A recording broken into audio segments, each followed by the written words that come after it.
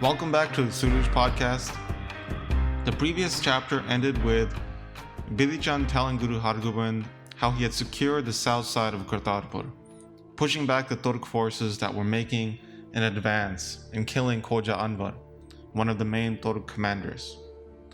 So chapter 24 now begins describing Guru Hargobind in battle on the west side of Kartarpur. Guru Hargobind is shooting off arrows here at the Turks. Rifles are sounding off, and the bullets are hitting the warriors. Some are falling down in great pain. The blood is flowing now on the battlefield. Warriors are falling off their horses.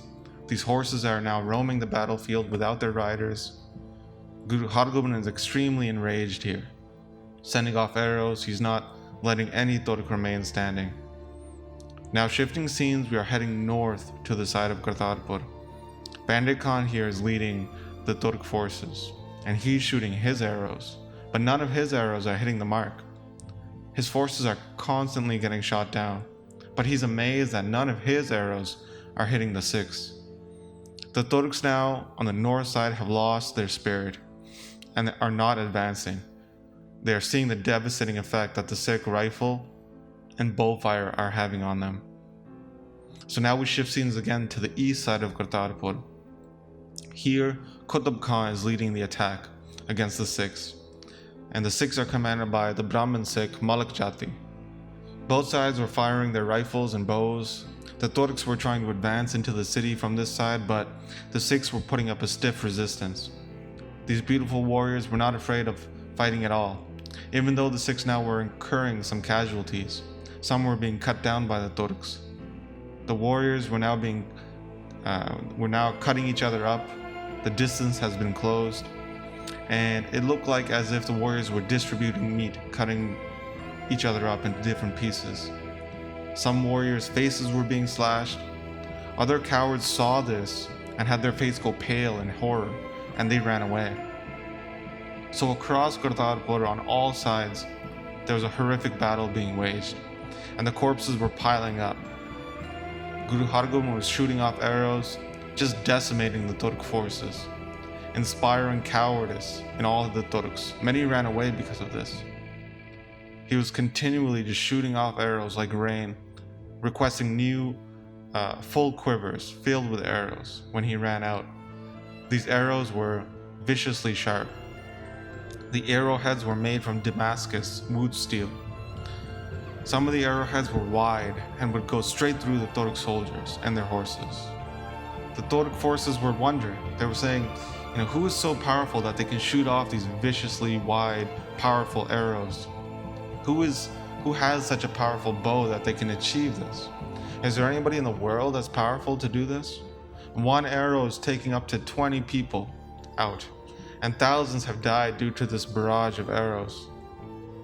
So the Turk soldiers were now cowering, seeing the damage done from the arrows coming from Kartarpur. The Turks would then reposition themselves to areas where there wasn't any bow and arrow fire, but would quickly be met again with arrow fire after the Sikhs repositioned. They were now beginning to regret their attack on Kartarpur, thinking that, why did we mount and mobilize against Kartarpur? Sikhs were shooting off vast amounts of matchlock rifle fire as well. It was just raining bullets. They would then reload by pouring in gunpowder into their barrel, stuffing their bullets, often 2 at a time, into the barrel, before using their match to ignite the gun, to fire off the rifle again. So many Turks now were dying from this rifle fire. It was as if Kartarpur itself was a forest fire, and the Turks were moths, all intoxicated from seeing the fire. They would fly into it and burn themselves to death. All around the sides of Kartarpur, there was a war happening, and wherever the Turks were making advances, Bidhi Chand and Guru Hargobind would go there and attack to repel the Turks, shooting off their arrows. The smoke from the rifle fire was creating clouds of smoke in the air, and the flash from the rifle appeared like lightning shining through the clouds. The entire city was now filled with this dust and smoke, and the Turks were having a difficult time because of this. Vultures were now flying down to eat the dead bodies, which were piling up. Dogs and jackals were also coming in hordes to the battlefield to satisfy themselves with the rotting meat. Joginis were drinking the blood of the warriors, while the battle drums and bells were sounding off in the battlefield.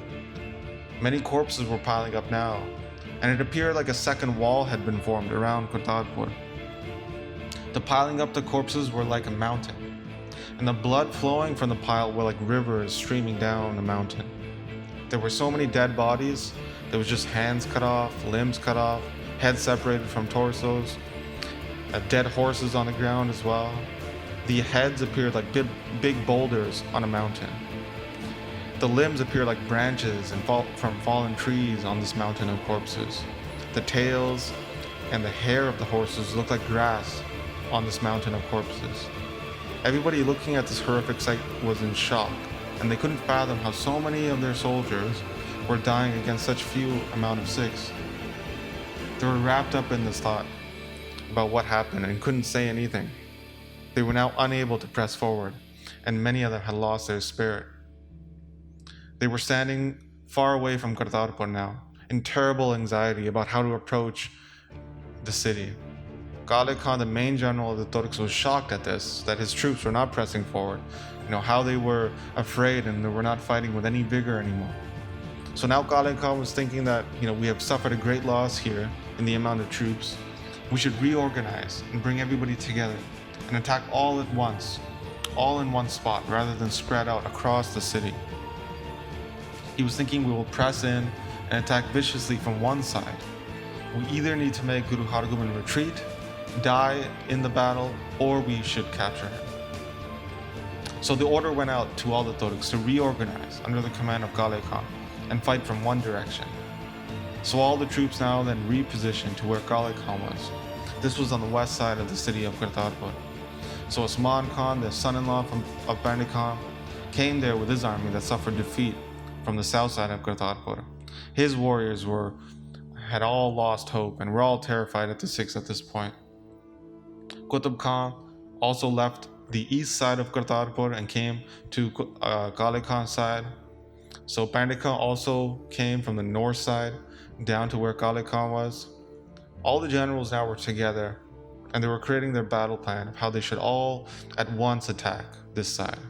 They were telling Pandey Khan to get ready now to attack and remember the promise that he said to Shah Jahan that he would capture Guru Hargobind.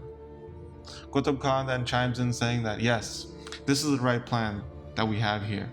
Now we shouldn't wait any longer, and we should attack with all our forces at once to kill or capture Guru Hargobind. Pandey Khan then replies arrogantly saying, I've seen that Guru Hargobind is staying far away from us, but I'll press in and I'll close the distance. I will capture Guru Hargobind. Just provide some support and pressure so that his army cannot stop me from closing the distance against him. Protect me from his troops, and I will go in. Osman Khan heard this and said, I'll provide the cover fire with arrows against the Sikh forces so that you can go in. Don't wait any longer now. So we'll prevent the Sikh forces from attacking you, and you jump in. In this way, this idiot and all of these idiots, the commanders, were making this scheme. But it was as if death was enticing them to their end. The battle drums were now sounding off, and they were preparing their attack. Baba Gurditta was there in the battle as well, sending off his arrows, killing countless Turks. Baba Gurditta was shooting his arrows with such force that the arrows were going straight through the enemies into the ground. He was on horseback, riding within the gate, within the city, providing support wherever needed.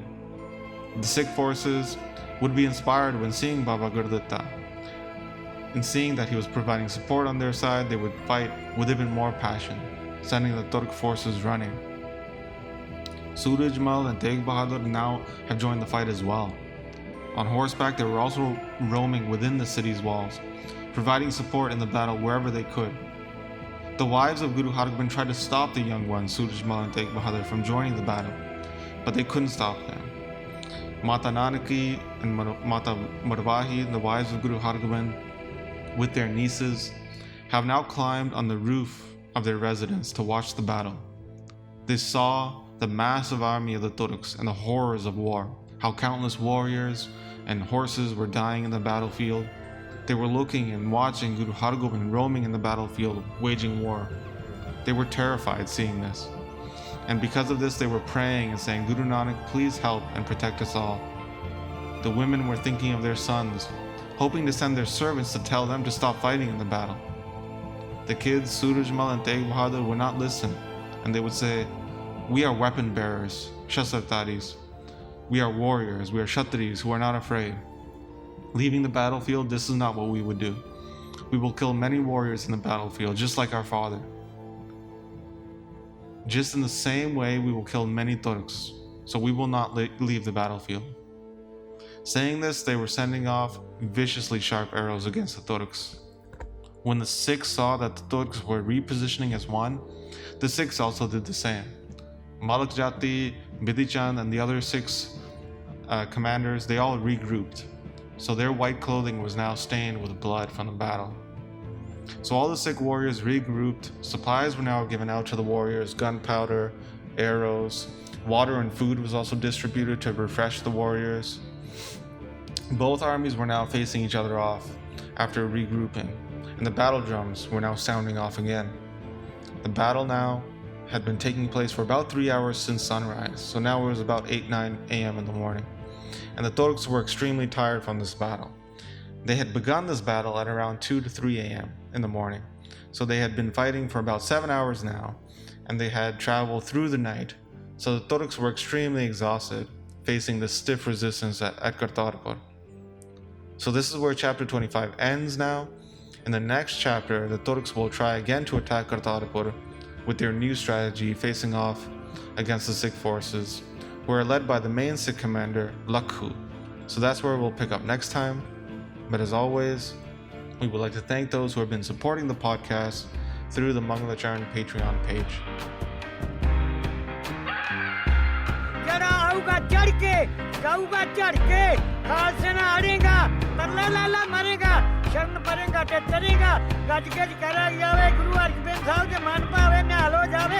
Sat Sri